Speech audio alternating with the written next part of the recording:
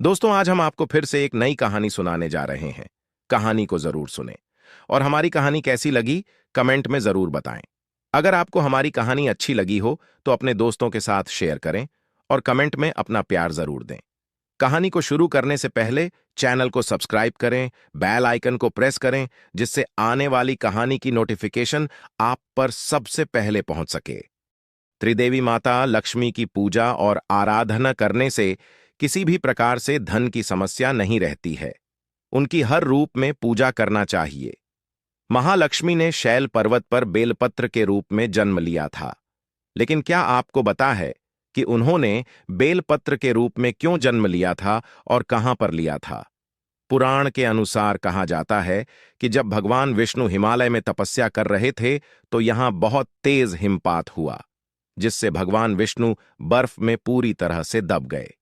जिसे देखते हुए माता लक्ष्मी ने भगवान विष्णु को धूप, बारिश और बर्फ से बचाने के उपाय किया। जब माता लक्ष्मी से भगवान की यह दशा देखी नहीं गई तो उन्होंने बेलपत्र के पेड़ का रूप धारण करके भगवान विष्णु की रक्षा करने लगी। जब कई वर्षों बाद भगवान विष्णु तप से जागे तो बेलपत्र वृक्ष के रूप में माता लक्ष्मी बर्फ से पूरी तरह से ढकी थी। इस दृश्य को देखकर श्रीहरि विष्णु ने कहा कि हे देवी, तुमने भी मेरे समान ही तप किया है, इसलिए अब से इस स्थान पर मुझे तुम्हारे ही साथ पूजा जाएगा। क्योंकि तुमने मेरी रक्षा बेलपत्र के रूप में की है, इसलिए मुझे बेलपत्र के यानी बद्रीनाथ के रूप में जाना जाएगा। इस प्रकार भगवान विष्णु का एक नाम बद्रीनाथ पड़ा अथवा स्वर्ग, पृथ्वी तथा नर्क तीनों ही जगह पर अनेकों तीर्थ स्थान हैं, परंतु फिर भी बद्रीनाथ जैसा कोई तीर्थ न कभी था और न ही कभी होगा। थे चार धाम में से एक बद्रीनाथ के बारे में एक कहावत है कि जो जाए बाधरी वो न आए ओदरी, अथवा जो व्यक्ति बद्रीनाथ के दर्शन कर लेता है उसे दोबारा गर्भ में नहीं आना पड़ता है। इसका सीधा मतलब यह है कि दूसरी बार जन्म नहीं लेना पड़ता है। मनुष्य को जीवन में कम से कम 2 बार बद्रीनाथ की यात्रा जरूर करना चाहिए। सतयुग में जब भगवान नारायण बद्रीनाथ आए तब यहां बदरियों बेर का वन था और यहां भगवान शंकर अपनी अर्धांगिनी पार्वती जी के साथ रहते थे। एक दिन श्री हरि विष्णु बालक का रूप धारण कर जोर जोर से रोने लगे।